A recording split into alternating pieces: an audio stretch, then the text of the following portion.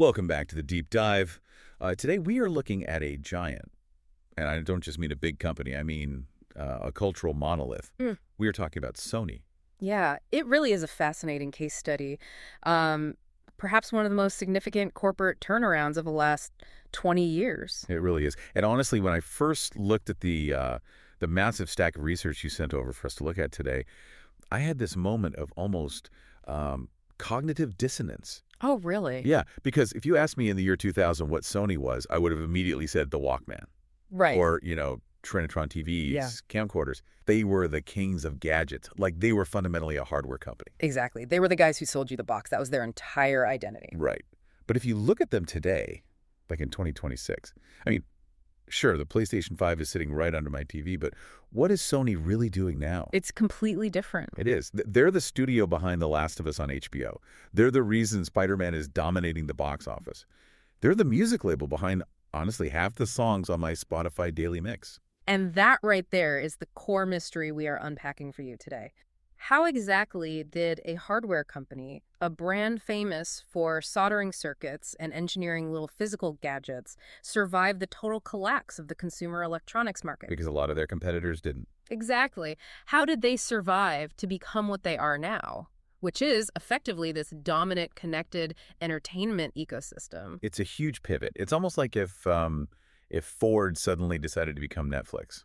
In a way, yes. And the source materials we are pulling from today, which cover their financial reports, subscriber data from 2000 all the way to 2026, plus these really detailed case studies on their gaming, music, and pictures divisions, they show us that this wasn't an accident. Right. It was a painful, very deliberate, and sometimes really messy transition from selling boxes to selling feelings, or what Sony calls kondo. Kondo. Yeah, I saw that word a lot in the notes. It's a Japanese term, right? Yes. Roughly translated, it means emotion, Look. or the power to be deeply moved or inspired. The whole strategy shift was them realizing that they couldn't just sell you a TV once every 10 years. They needed to own the emotional experiences you were actually watching on that TV. So it's basically less soldering, more storytelling. Precisely. But to get there, they had to completely stop fighting the internet and start owning the content. But before we get to the success part, the accolades and the massive profits, we really have to look at the mess. Oh, yeah. Because the early 2000s for Sony, they were rough. Okay, let's unpack this. Yeah. Because I actually remember the early 2000s pretty well. I was in school, I had an iPod, everyone I knew had an iPod. But Sony actually invented portable music with the Walkman. They did. So why didn't I have a Sony digital player? How did they miss that? That is the classic innovator's dilemma right there. The sources describe this specific period as the era of silos. You kind of have to imagine Sony in the year 2000 not as one unified corporate entity, but as a bunch of warring tribes. Well, like a civil war inside the corporation. It really was. On one side, you had Sony Electronics. They wanted to build a cool MP3 player to compete with this new digital music trend. They saw the future. Makes sense. But on the other side, you had Sony Music, the record label. And Sony Music was absolutely terrified of piracy. They looked at MP3s and just saw theft. So the music division actually blocked their own electronics division. They forced a compromise, and it was a terrible one. Sony released digital music players, but they literally didn't play MP3s. That is wild. They forced them to use a proprietary format called A-Track. Oh, man. I remember hearing about A-Track. Yeah, if you had a Sony player back then, you had to use this clunky software on your computer, I think it was called Sonic Stage, just to convert your perfectly good MP3s into A-Track files. Right. It was slow, it was annoying, and it was deeply user hostile. I actually remember trying to use that at a friend's house. It genuinely felt like the device was fighting me. Exactly. And meanwhile, Apple launches the iPod. It plays MP3s natively. It works seamlessly with iTunes. It's just simple. And Apple just eats Sony's lunch and their dinner. The source material is quite brutal on this specific failure. It highlights how users had to jump through all these ridiculous hoops just to listen to music they already own. Just because Sony was trying to protect its physical CD sales. Exactly. And by doing that, they completely lost the future of portable audio. That is painful. It's a textbook example of trying to protect the old world and entirely losing the new one. Yeah. So they're missing the boat on digital music. Then comes the mid-2000s, we get the PlayStation 3. Right? Now, I remember the PS3 being absolute beast of a machine, but it was so expensive. Arrogant is the word some of the financial analysts use in the reports. It launched in 2006 for $599. $600. In 2006 money. That's got to be over $1,000 today. It was, but it was packed with tech. It had the cell processor, the new Blu-ray drive. Sony was essentially trying to force Blu-ray to become the global standard by shoving it into every gamer's living room. Did it work? Technically, yes. They won the format war against HD DVD. But at $599, they basically handed Microsoft's Xbox a massive head start in the console race. Sony lost money on every single PS3 console sold for years. Wow. And then, just when you think it can't get any worse for them, we hit 2011. The hack. The PlayStation Network breach. I remember this vividly because I couldn't play online with my friends for weeks. 77 million accounts were exposed. The entire network was taken down for 23 days. 23 days without online gaming. Yeah. That's an eternity for a gamer. It must have been a PR nightmare. It was a total humiliation. But when you look back at the case studies and the sources, this was actually a pivotal turning point for the company. How so? It forced a massive top-down overhaul of their security and, more importantly, their corporate culture. They realized that the network wasn't just some extra feature bolted onto the console, it was the product. Right, because if users couldn't trust the network, the hardware was just an expensive paperweight. Exactly. So by 2012, the financial context is grim. Sony is bleeding money. Their TV business is losing badly to Samsung. They had missed the smartphone boat entirely. The PS3 was a financial struggle. The sources literally call this the fall phase, right? The stock price had just collapsed. Yes. And then enter Kazuo Hirai, The savior. the realist. He took over as CEO in 2012. And a bit later, Kenichiro Yoshida joined him.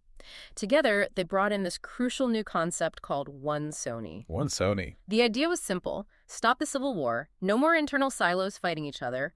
We're going to focus on 3 core things: gaming, imaging cameras and entertainment, meaning music and movies. And everything else. If it doesn't make money, cut it. That's when they sold off the VAIO laptop division, right? I used to love those laptops. They did. They sold VIO. They spun off the struggling TV business into a separate subsidiary. It was all about ruthless focus.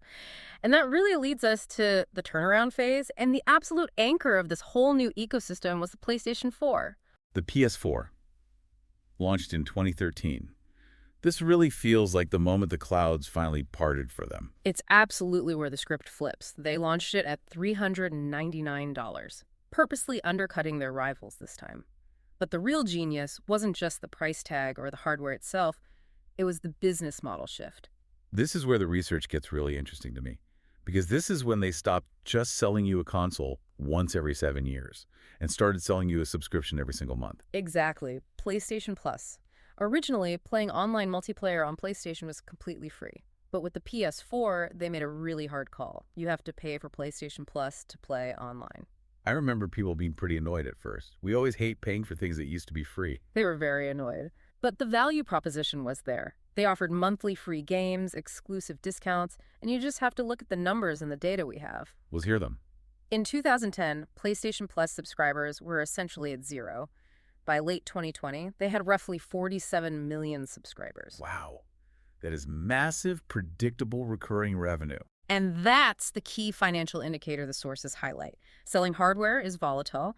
You sell a ton of consoles at Christmas and then almost nothing in July. Right. But subscriptions, that's steady, reliable cash flow. By 2019, the PlayStation Network had 94 million monthly active users. So they essentially built a walled garden, but it was a really nice one that 94 million people actively wanted to hang out in. Exactly. And they started acquiring external tech to future-proof that garden. They bought a company called Gaikai in 2012 to start building out cloud streaming capabilities. They realized they weren't just building a toy anymore, they were building a massive network service. And that stabilized the company's finances in a way that selling physical TVs just never could. Precisely. Okay, so gaming becomes the engine. That creates the stable financial floor. But what about music? Because we left the music division back in the early 2000s trying to force people to use A-Track and basically going to war with the internet. How did they ever fix that? They did something very uncorporate. They admitted defeat. Honestly, sometimes that's the best strategy. It really was. In 2015, Sony actually shut down their own proprietary streaming service, which was called Music Unlimited. It just wasn't working. And then they did something completely unprecedented for them. They partnered with Spotify to launch PlayStation Music. So instead of trying to kill Spotify with some clunky Sony music app, they just put Spotify right on the PlayStation console. Yes. The experts in the case studies point out that Sony finally realized it was way better to earn royalties from every single platform out there, whether that's Spotify, Apple Music, or eventually TikTok, than to try and run a failing software platform of their own. That's the one Sony shift right there, acknowledging that content is actually king. And they aggressively doubled down on owning that content. This is a detail that often gets overlooked by consumers, but financially it's huge. In 2018, they completed the massive acquisition of EMI Music Publishing. Which made them what, exactly? The world's largest music publisher, period. They now own or administer the rights to over 2 million songs. So whether you're listening on Spotify, watching a random YouTube video, or hearing a background song in a movie, Sony gets paid. That is incredibly smart. It's like owning the toll road instead of trying to sell the car.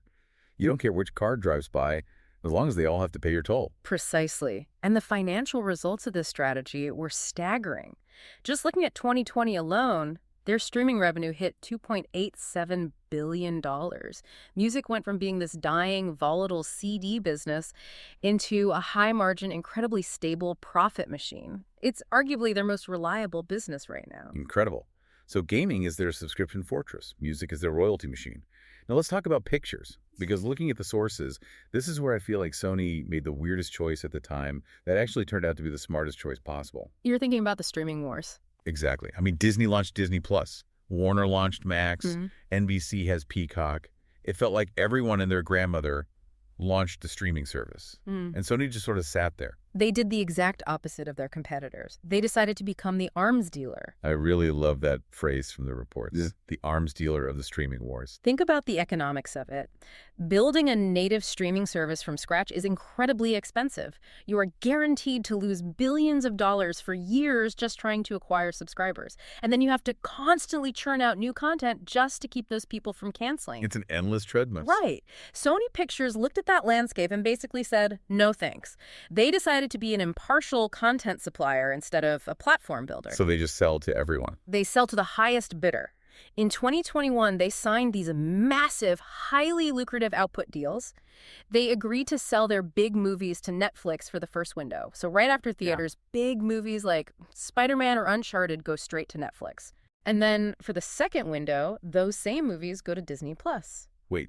So they're getting paid by Netflix and then getting paid again by Disney for the same movie. Correct. They take on zero churn risk. They don't have to worry about subscribers getting bored and canceling an app. They just cash the massive licensing checks. While Disney is burning cash trying to build a platform, Sony is making pure profit on the actual content. It's brilliant, truly. But there is one major exception to this rule, right? One specific area where they actually did decide to build their own platform. Yes. Anime.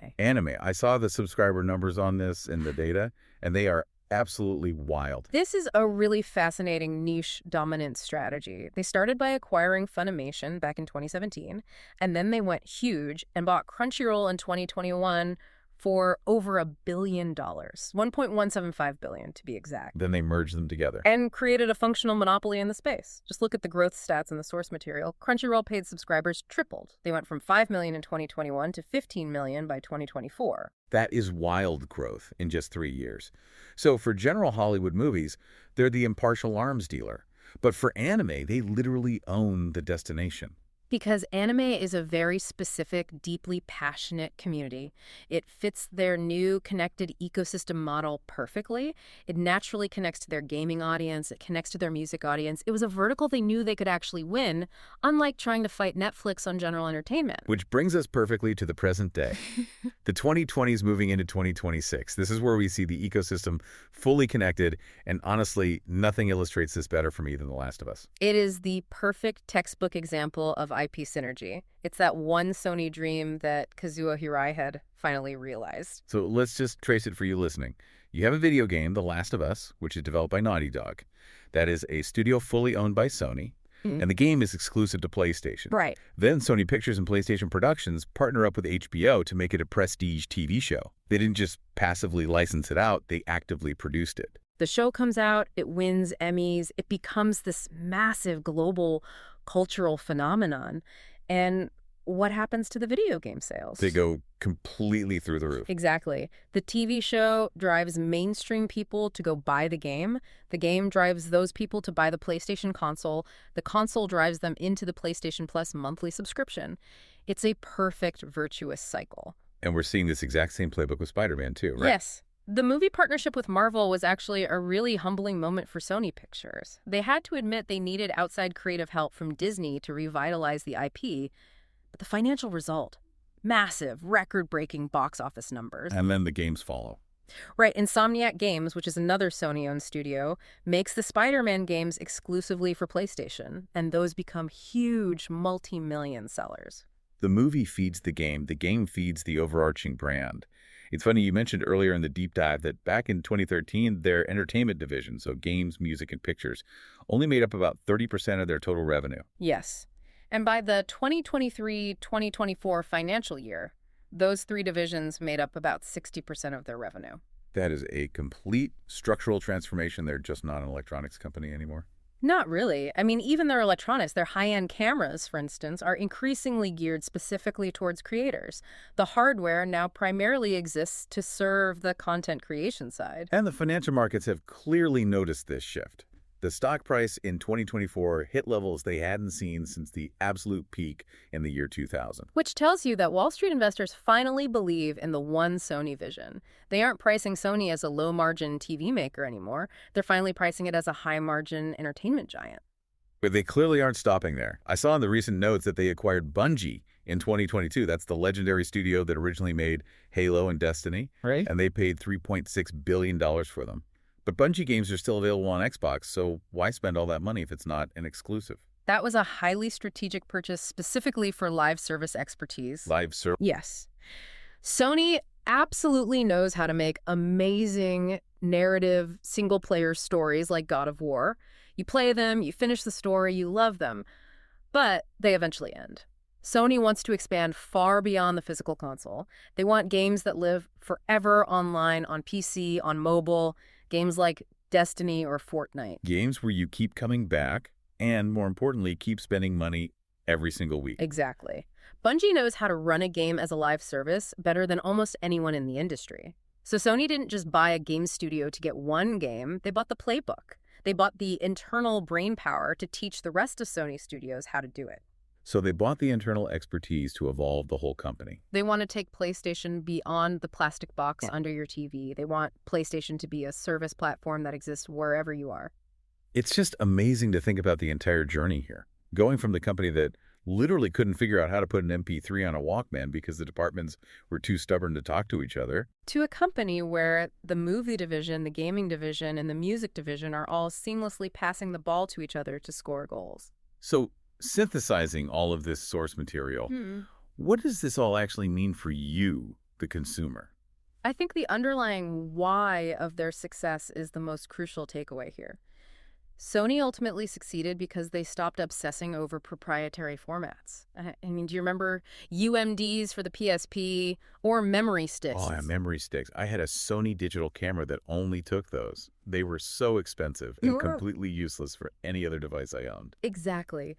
They finally stopped trying to lock you in with annoying plastic formats and started obsessing over condo, over emotion. They realized we don't buy a Sony TV just because we love the plastic bezel around the screen.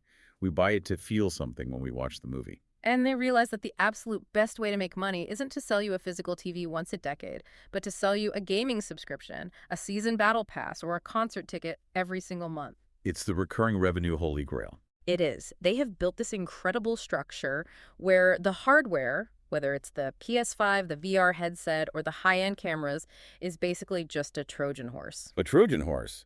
That sounds a little sinister for entertainment. Well, think about it. They put this beautiful, sleek hardware right in your living room. You love it. But its real ultimate purpose is simply to open the gates for their software, their monthly services, and their owned content. That is where the real immense value is generated now. That is a really provocative thought to end on. We think we're just buying a fun gadget, but we're actually buying a one-way ticket into their massive theme park. And once we're inside, we never really have a reason to leave. And unlike the year 2000, all the rides in that theme park are finally connected to each other. Well, I, for one, am definitely enjoying the ride, even if my monthly credit card bill is a little longer than it used to be. That is the modern price of Kando, I suppose. Indeed it is. Thank you for walking us through this incredible deep dive. It's pretty amazing to see exactly how a dinosaur learned to dance. It really is a fascinating story. And thank you for listening. We'll catch you on the next deep dive. Thank you for listening to today's episode of our Digital Civilization Exchange podcast. We hope the insights sparked new ideas, challenged assumptions, and brought clarity to the evolving world of service and digital-driven business models. This podcast is grounded in extensive research across various fields, drawing on years of academic work, case studies, and cutting-edge publications. It also shaped by hands-on experience of our collaboration partners, whose real-world challenges and successes help us to translate theory into practice. If you enjoyed the episode, consider following the podcast and sharing it with colleagues who are navigating the civilization journey. Your support helps us continuing bridging high-quality research-based and practice-proven perspectives straight to your ears. Thank you for tuning in and see you in the next episode.